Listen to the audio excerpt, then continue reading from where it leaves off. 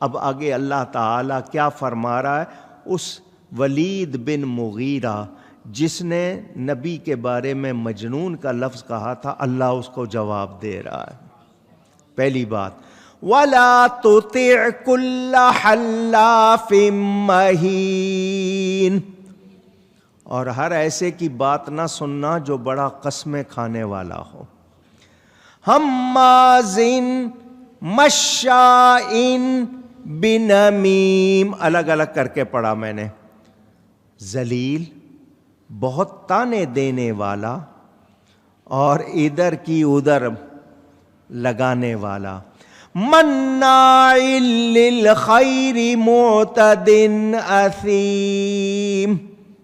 پہلی بات، جھوٹی قسمیں، بڑی قسمیں کھانے والا، ذلیل، تانے دینے والا، ادھر کی ادھر لگانے پھرنے والا۔ کیا کہتے ہیں آپ کے یہاں؟ بی جما لو، کیا کہتے ہیں؟ کوئی ایسا ہی لفظ کہتے ہیں نا، ادھر کی ادھر لگانے والا۔ اور پھر اللہ فرما رہا ہے بھلائی سے بڑا روکنے والا، گناہگار، عتل بعد ذلک زنیم۔ قرآن پڑھ رہا ہوں، سورہ نون والقلم 29واں پارہ ہے، جا کے گھر میں دیکھ لینا۔ یہ جو آخری آیت میں نے پڑھی ہے، عتل بعد ذلک زنیم، اللہ فرماتا ہے وہ بھلائی سے بڑا روکنے والا، گناہگار، درست خو، سخت مزاج کا ہے، اور اس پر ترا یہ کہ اصلی باپ کا نہیں ہے۔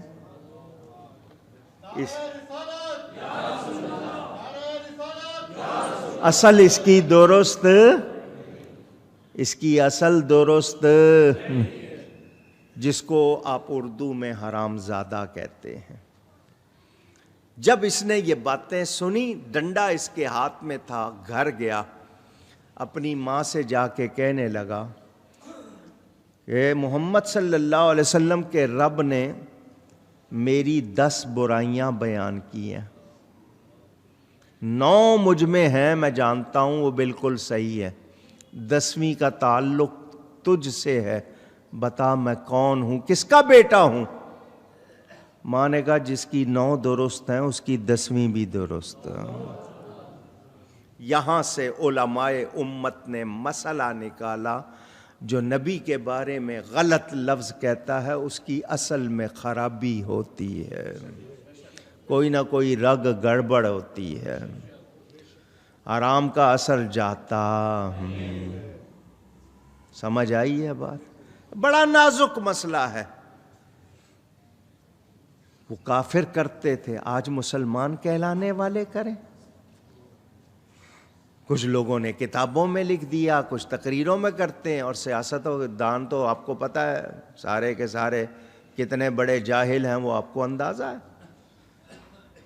کوئی لحاظ ہی نہیں ہے ان کو زبان کا۔ وہ ایک وزیر نے کہا تھا جب تک دینی مدرسے ختم نہیں ہوں گے امن نہیں ہوگا، مار کھا لی نا کل اس نے۔ دین کے خلاف باتیں کریں گے تو کیا عزت ملے گی؟ حالانکہ جو کچھ کہتے ہیں جی مولوی لڑتے ہیں، یہ جو کل لڑے تھے مولوی تھے؟ ڈاکٹر کو تم بہت زیادہ تعلیم یافتہ، وکیل کو بہت تعلیم یافتہ کہتے، دونوں لڑے ہیں نا، دنیا کو دکھا دیا ہے کہ پڑھے لکھے کتنے تمہارے تہذیب یافتہ ہیں، دیکھ لیا نا، پوری دنیا کو دکھا دیا۔ جب بھی کہیں خرابی ہوگی جڑ کی طرف جاؤ تو دیکھو بے ادبی ملے گی، گستاخی ملے گی، اور جہاں یہ ہو وہاں خیر ہوتی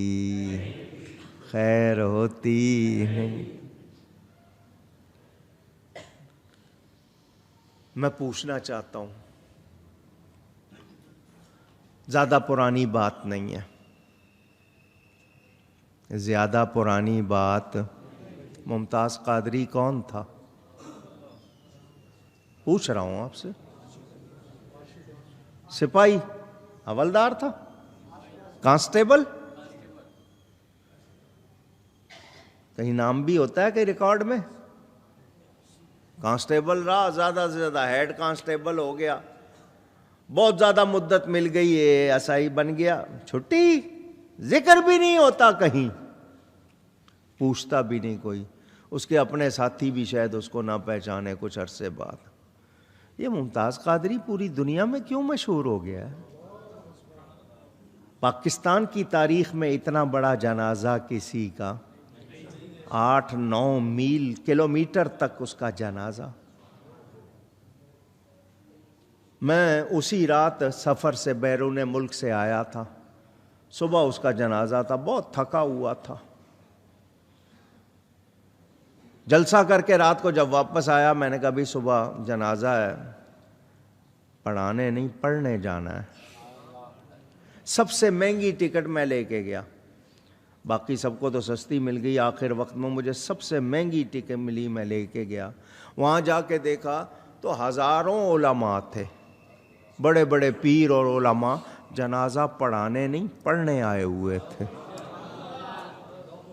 وہ اتنی عزت سے گیا، اس کا مقصد کو ناموری نہیں تھا، اس نے دکھاوے کے لیے نہیں کیا تھا، اس نے سچے جذبے سے کیا۔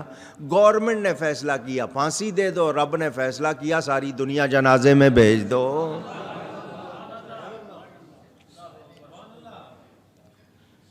وہ گورنمنٹ کا فیصلہ تھا، جنہوں نے فیصلہ کیا آج دیکھو کتنی عزت ہو رہی ہے ان کی، پورے خاندان کو کس طرح کیا حال ہو رہا ہے، اور اس کو اللہ نے کتنی عزت دی۔ کیوں؟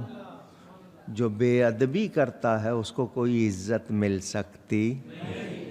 اس کے جنازے نے بتا دیا یہ رب کا فیصلہ ہے۔ میرے دوستوں اور بزرگوں، نبی کے بارے میں غلط لفظ اگر کہا ہے تو توبہ کیوں نہیں کرتے، معافی کیوں نہیں چاہتے؟ صفائیاں پیش کر رہے ہیں، عذر گناہ بدتر از گناہ، گناہ کی وجہ پیش کرنا یہ تو بڑا گناہ ہوتا ہے۔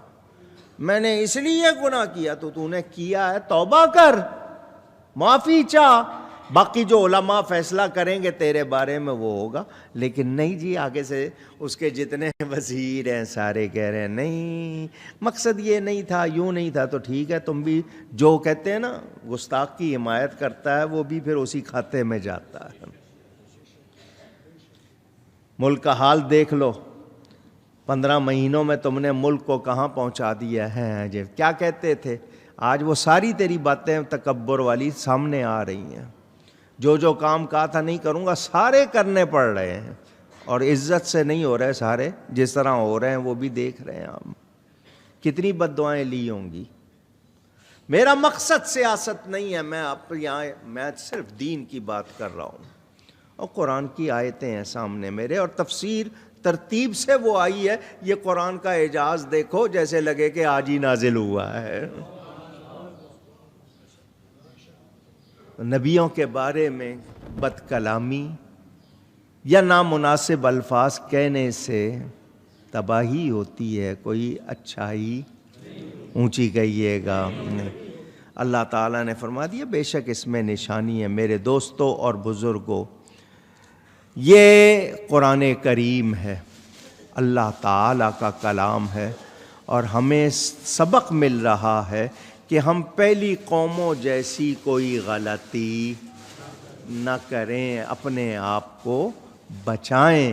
اور جہاں تک انبیاء کا ادب کا معاملہ ہے، یہ اتنا سخت معاملہ ہے کہ اس معاملے میں معمولی سی بے ادبی برباد کر دیتی ہے، معمولی سی بے ادبی برباد کر دیتی ہے۔ اور نبی کا ادب ہو جائے تو پھر وہ درجہ ملتا ہے جو کسی اور کو ملتا نہیں۔ حضور صلی اللہ علیہ وسلم کے پیارے بظاہر شکل نہ ہو، نین نقش نہ ہو، ظاہر صحابی کا نام تھا، گاؤں سے آتے تھے، تو وہ گاؤں سے آتے تھے نا، تو ان کے لیے گاؤں کی چیزیں، سبزی لے لی جس طرح کی جو گاؤں میں ہوتی ہیں، وہ سبزیاں لے کے حضور کے پاس آ جاتے تھے۔ حضور فرماتے تھے یہ ہمارا دیہاتی ہے، ہم اس کے شہری ہیں۔ اس کے نین نقش، ظاہری شکل، کوئی جس کو کہتے ہیں نا خوش شکل ہونا، خوبصورتی نہیں، وہ مدینے میں جس طرح ٹھیلا لگا کے بیٹھ جاتا تھا۔ میرے نبی پاک مسجد سے نکلے، آگے وہ ظاہر صحابی ٹھیلا لگا کے بیٹھا ہوا، جو چیز لایا تھا بیچنے کے لیے، میرے نبی پاک پیچھے سے آئے، آ کر نا پیچھے سے اس کی آنکھوں پہ ہاتھ رکھ دیے۔ کتنا پیار کرتے ہیں نبی اپنے غلاموں سے۔ اس نے خوشبو سے، نبی کی ہاتھوں کی ٹھنڈک سے فوراً پہچان لیا، اور پہچان کر اپنے آپ کو حضور سے رگڑنا شروع کر دیے نا، پشت حضور سے ملنی شروع کر دی۔ تو حضور نے فرمایا پہچان لیا اس نے، فوراً حضور کا نام لیا۔ حضور نے فرمایا کوئی ہے اس کو خریدنے والا؟ کوئی ہے اس کو خریدنے والا؟ اس نے کہا حضور میں خوبصورت نہیں ہوں، پیسے نہیں ملیں گے، اچھے زیادہ پیسے نہیں ملیں گے کیونکہ میں خوبصورت نہیں ہوں، آپ کو اختیار ہے، آپ مجھے بیچیں، جو مرضی کریں، لیکن یہ کہ میرے پیسے زیادہ نہیں ملیں گے، خوبصورت نہیں۔ فرمایا لوگوں کے نزدیک تیری قدر نہ ہو، اللہ کے ہاں تیری بہت قدر ہے، کیونکہ تو مجھ سے پیار کرتا ہے۔ تو جو نبی سے پیار کرتے ہیں ان کو درجے ملتے، مرتبے ملتے۔ اللہ تعالی ادب کی توفیق دے۔ ہندوستان میں جو کچھ ہو رہا ہے، ہماری گورنمنٹ کہہ رہی ہے کہ جی ہندوستان والوں نے اپنا اصلی چہرہ دکھا دیا ہے، وہاں کی حکومت والوں نے۔ تو آپ جب دوسروں کو یہ کہہ رہے ہیں نا اصلی چہرہ دکھا دیا ہے، تو آپ بھی تھوڑی سی غیرت کریں نا، آپ نے بھی تو اپنا اصلی چہرہ دکھا دیا ہے نا، کچھ غیرت کریں، ایمانی غیرت لا کے دیکھیں وزیر اعظم صاحب، اللہ کی مدد آئے گی۔ اللہ کے بندے بنے، نبی کے غلام بنے۔ آپ جن کے غلام بن رہے ہیں ان سے کسی کو کچھ میلا، ذلت ہی ذلت ہے۔ اگر آج بھی آپ تو سچی توبہ کر کے نبی پاک کے غلام اور واقعی ریاست مدینہ کی بات کرتے ہیں تو ریاست مدینہ کے معاملے میں سچے ہو جائیں، کیونکہ مدینہ آپ ننگے سر جاتے ہیں اور سکھوں کے ہاں جا کے ان کا پٹکا باندھ لیتے ہیں آپ، ہیں؟ جب آپ کو ضرورت تھی تو آپ داتا صاحب بھی گئے، بابا صاحب بھی گئے، اب آپ ان کا نام تک نہیں لیتے۔ سوچیں، آپ ہمارے ملک کے اس وقت بڑے بنے ہوئے ہیں، تو آپ یہ سوچ لیں کہ اگر آپ نے نبی پاک صلی اللہ علیہ وسلم، اللہ کے پیاروں کے بارے میں بے احتیاطی کی تو آپ کے حصے میں کوئی عزت، کوئی کامیابی نہیں آئے گی۔ اور جو آپ کے چمچے ہیں نا وہ آپ کو ڈبو رہے ہیں، غلط مشورے دے رہے ہیں۔ ہم اگر آپ سے کہہ رہے ہیں فوراً توبہ کریں، معافی چاہیں، تو آپ کے بھلے کے لیے کہہ رہے ہیں، نہیں مانیں، آپ کی مرضی، آپ نہیں مانیں گے، قدرت کی پکڑ ہوگی اور پھر آپ کو نظر آ جائے گی۔ اور یہ ملک اسلام کے نام پہ بنا ہے، نبی کے دین کے لیے بنا ہے، یہ غیروں کے لیے نہیں بنا۔ یہاں غیروں کی پالیسی نہیں چلے گی، یہاں چلے گا تو نبی کا نظام چلے گا، اور جب وہ چلے گا تب اس ملک کو دیکھیے گا، یہ ملک دنیا میں سب سے نمایاں ہوگا۔ آپ کو موقع ملا ہے، آپ یہ کام کریں، آپ نہیں کریں گے کچھ حاصل نہیں ہوگا۔ اور ان کو چھوڑ کے اب آپ سے بات کرنی ہے، آپ لوگوں کی بھی تو کوئی ڈیوٹی ہے۔ اگر آپ چپ رہو گے تو آپ بھی مجرم ہو۔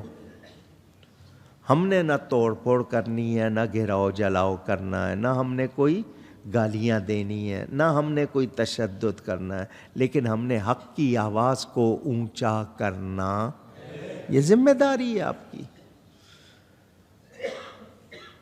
آپ کے لیڈر کو کوئی غلط کہے آپ لڑنے مرنے کو آ جاؤ گے، آپ کے ماں باپ کو کوئی کہے لڑنے مرنے کو آ جاؤ گے، یہ نبی کا معاملہ ہے۔ کیا ہم اس پر احتجاج بھی نہ کریں، آواز حق بھی بلند نہ کریں؟ تو اگر نہیں کریں گے، آپ چپ رہیں گے، آپ مجرم ہو جائیں گے، سب کے سب۔ اور پھر جب پکڑ ہوتی ہے نا، پھر دوسرے بھی لپیٹ میں آ جاتے ہیں جو چپ رہتے ہیں، پھر بچت ہوتی، ڈریں اللہ سے۔ باقی جو لاہور میں یا اسلام آباد میں جو واقعات ہوئے ہیں، افسوس ہے، بہت افسوس ہے۔ پڑھے لکھے کہلانے والے ڈاکٹر انجینئر بن گئے، انسان نہ بنے، مسلمان نہ بنے، ایک دوسرے سے بدلہ لیا، پہلے ڈاکٹروں نے کارروائی کی تھی، پھر وکیلوں نے بدلہ لے لیا کہ تم ٹٹ کرو گے ہم ٹیٹ کریں گے، تم پتھر مارو گے تو ہم آگے سے جناب پتہ نہیں کیا ماریں گے، وہ والی بات۔ کہتے ہیں جی وہ ایک جب وہ ناموس رسالت کا دھرنا یا ریلی تھی تو ایک کیلے والے کی وہ ریڑھی پر جناب وزیر بیان دے رہے تھے، کتنی جانیں چلی گئیں کل، کچھ اندازہ؟ کہہ رہے ہیں 10-10 لاکھ روپے دے دیں گے، تو 10 لاکھ روپے انسانی جان کا بدل ہے؟ ہوش میں آؤ سب کے سب، اس ملک کو بگاڑو نہیں، اس کو اپنی جاگیر نہ سمجھو، یہ اللہ کی نعمت ہے، اس کی قدر نہیں کرو گے اور برے حال ہو جائیں گے۔ ادھر ہندوستان میں دیکھ لو، انہوں نے مسلمانوں کے لیے رستے ہی بند کر دیے ہیں سارے، جو حال کیا وہاں پر جو مسلمان جتنے ہیں وہاں ان کے لیے کیا قیامت ڈھا دی ہے انہوں نے۔ یہ تو کشمیر کی باتیں کر رہے تھے جی ہر جمعے مظاہرہ ہوگا، یہ ہوگا، اب ہو رہا ہے مظاہرہ؟ بھول گئے گورنمنٹ؟ دے آئے نا، بیچ آئے ایسے ہی دکھاوے کو شور کر رہے تھے، نہ فوج نے کچھ کیا، نہ عوام نے کیا، نہ ہم نے مطالبے کیے، کچھ نہیں۔ آج وہ ہو رہے ہیں، کل خدا نخواستہ ہم پر کوئی مسلط ہو گیا تو پھر دوسرے خاموش رہیں گے۔ حالانکہ مسلمان سارے مل کر ایک جسم کی طرح ہیں، جسم کے کسی حصے میں تکلیف پہنچے پورا جسم درد محسوس کرتا ہے، حدیث شریف ہے۔ تو ہمیں اپنے مسلمان بھائیوں کا درد ہونا چاہیے۔ اللہ تعالی کشمیری بھائیوں کو بھی آزادی عطا فرمائے اور ہم سب کو غیرت ایمانی عطا فرمائے، اور ہمیں ان لوگوں سے جو بے ادبی گستاخی کر رہے ہیں، توبہ نہیں کر رہے، اللہ ہمیں ان سے بچائے۔ گفتگو میں کوئی غلطی ہوئی ہو اللہ کی بارگاہ میں توبہ کرتا ہوں۔ وآخر دعوانا ان الحمد للہ رب العالمین۔